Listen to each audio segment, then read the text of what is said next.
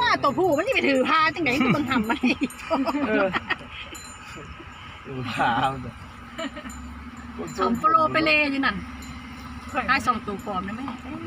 ไม่ได้สังเกตของพ่อถามมาแล้วคนเลยมือเข้าไง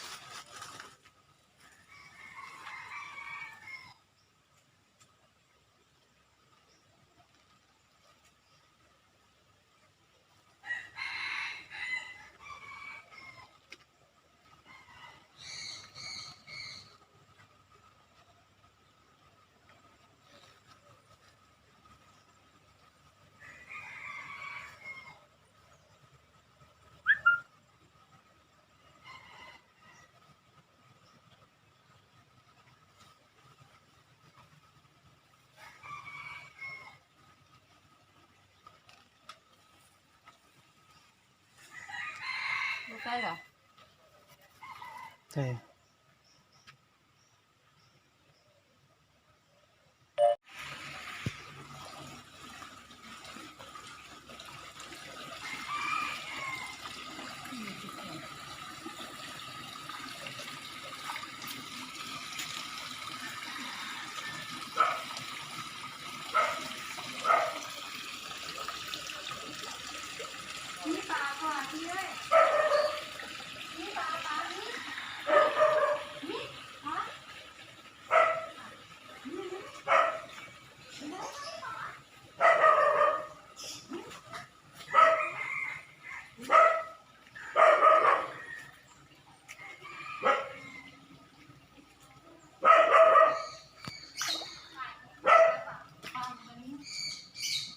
ปลาปลากระไรพวกนะ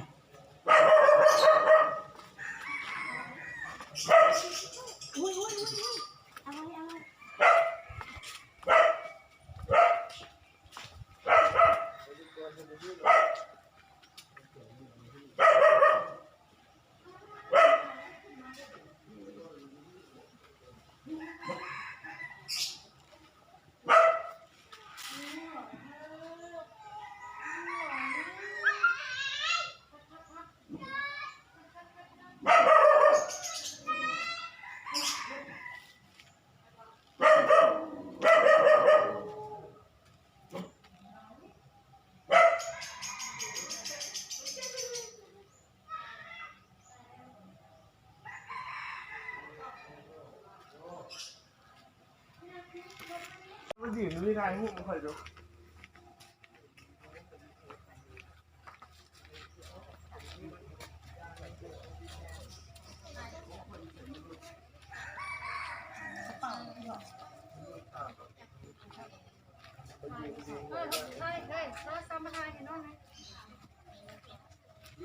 แม่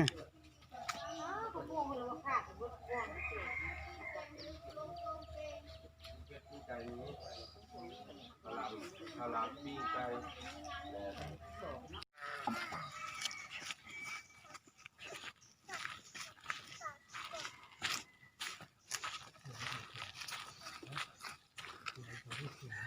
โอกาสเลยว่าผู้กับควายน้องชาวยังไม่ได้ออกลูก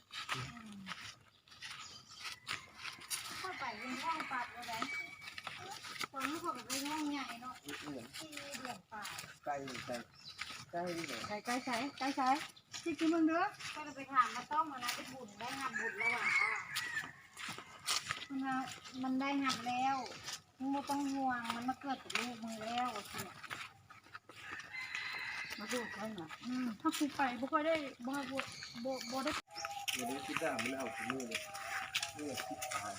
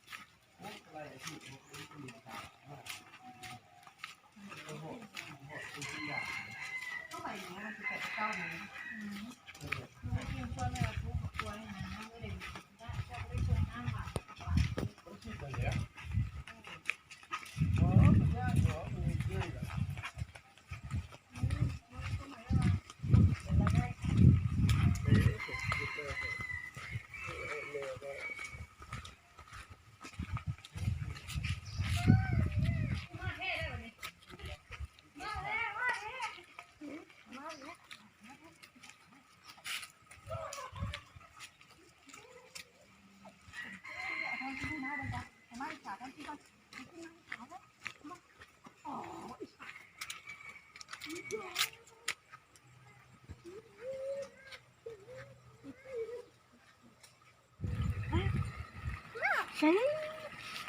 เตะบอมดามเตะปลาเปล่าเตะเข่าเตะเลย